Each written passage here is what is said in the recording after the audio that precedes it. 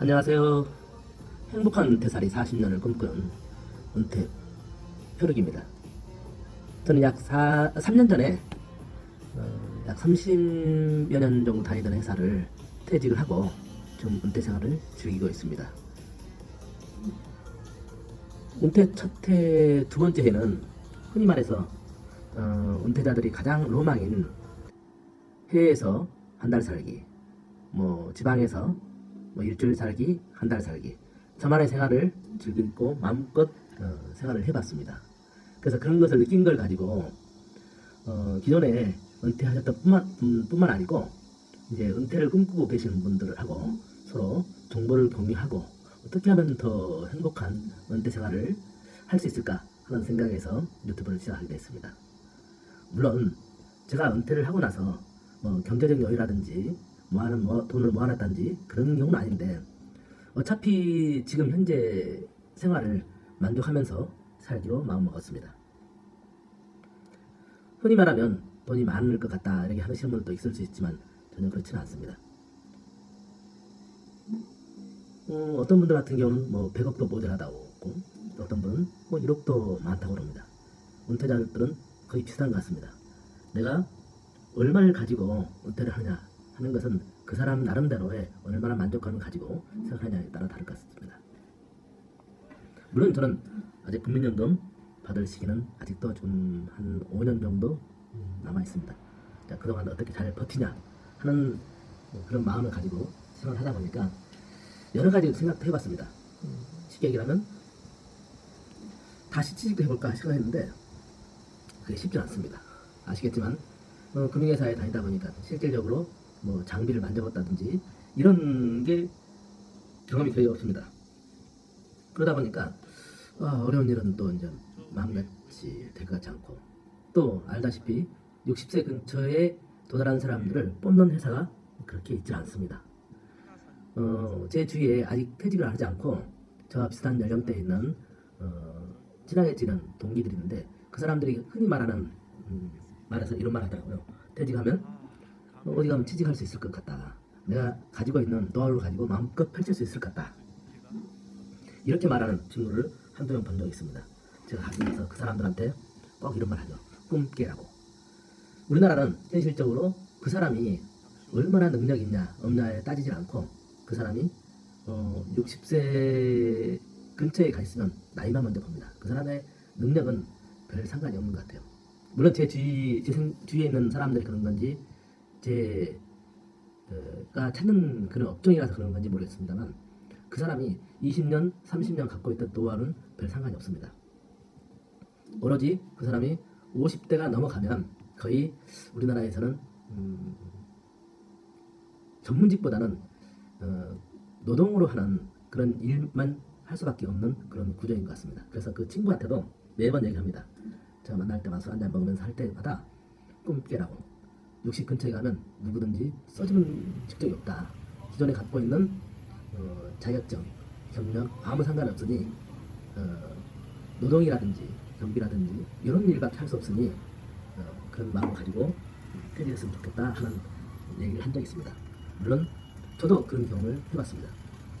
이런 조그만 제 사소한 경험이지만 이런 경험을 서로 공유를 하고 어떤 게 퇴직한 사람들한테 가장 좋은 은퇴 생활인지 하는 이런 것을 공유하는 마음을 가지고 이 유튜브를 하기 시작했습니다.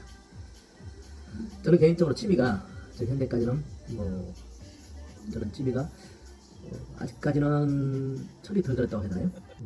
그래서 골프 그리고 당구 이런 걸 좋아합니다. 그래서 그런 것을 하는 경우가 많고 저는 특기라고 할 게 따로 없습니다. 그냥 회사 생활 열심히 했고 그 나름대로의 제가 갖고 있는 노하우 이런 정도밖에 없습니다. 그래서 이런 것을 서로 공유를 하는 그런 바람을 갖고 있습니다. 그럼 현재 3년 정도 퇴직 생활을 해보고 은퇴 생활 나름대로 은퇴 생활 해보고 느껴보면서 여러 사람들이 가끔 묻더라고요. 지금 현재 생활에 만족을 하냐고. 네, 저는 개인적으로 현재까지는 만족하고 있습니다. 지금까지 이런 생활을 한다 그러면 아직도 괜찮을 것 같습니다. 곰곰이 왜 만족을 했는지 생각해보면 다른 게 없습니다. 저 혼자 잘 놉니다. 성격이 저 혼자 잘 노는 스타일입니다. 두 번째는 쉽게 얘기하면 퇴직하고 난 남자들의 가장 큰 걸림돌이 가족과의 관계라고 하는데, 저는 감사하게도 가족들하고도 관계가 아주 원만합니다. 원만하다고 말을 해야 되겠죠? 네. 그래서 가족들의 관계도 좋습니다.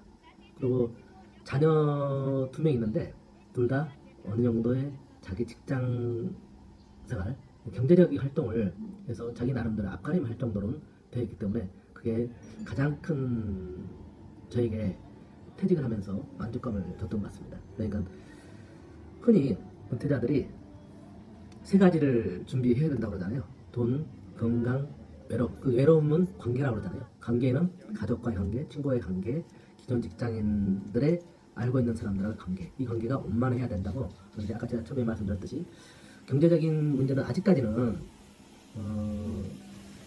조금 지금까지는 현재까지는 불편함이 없이 생활을 하고 있고, 두 번째 건강은 제가 3개월에 한 번씩 그걸 체크를 하고 있습니다. 퇴직하고 난 다음에 혹시나 자녀들이라든지 가족한테 피해를 주지 않으려고 그런 것을 3개월에 한 번씩 건강검진이라기보다는 피검사죠. 피검사, 혈압 이런 거 검사를 하고 있습니다. 그리고 관계, 아까 제가 말씀드렸듯이 관계는 친구들하고 관계도 제가 태어난 곳이 시골이다 보니까 시골은 약간 친구들과의 관계가 좀 끈끈한 편이잖아요.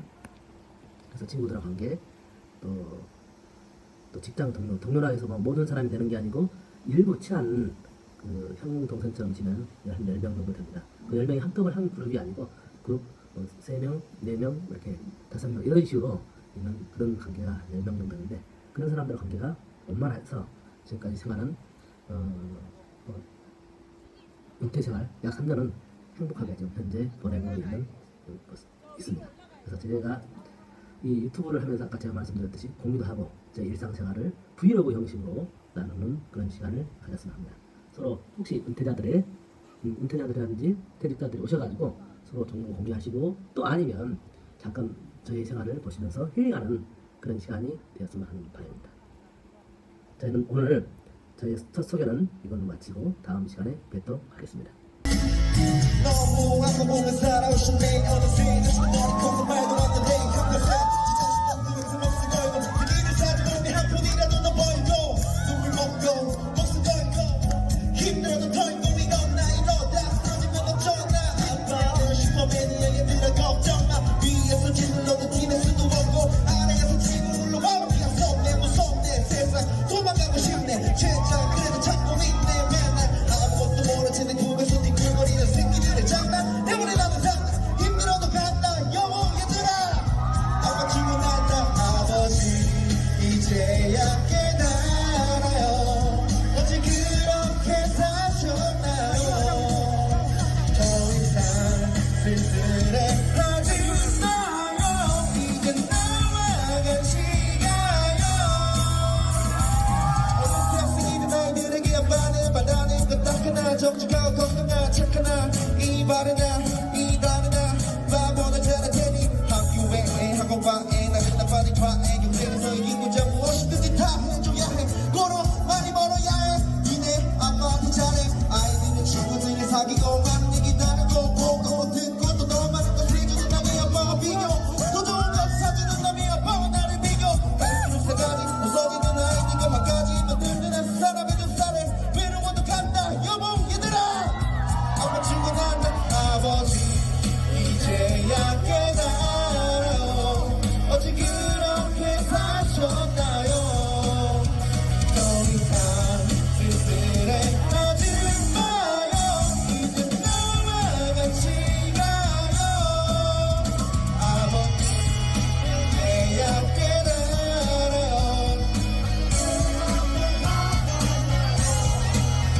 더 이상 쓸쓸해하지 마요.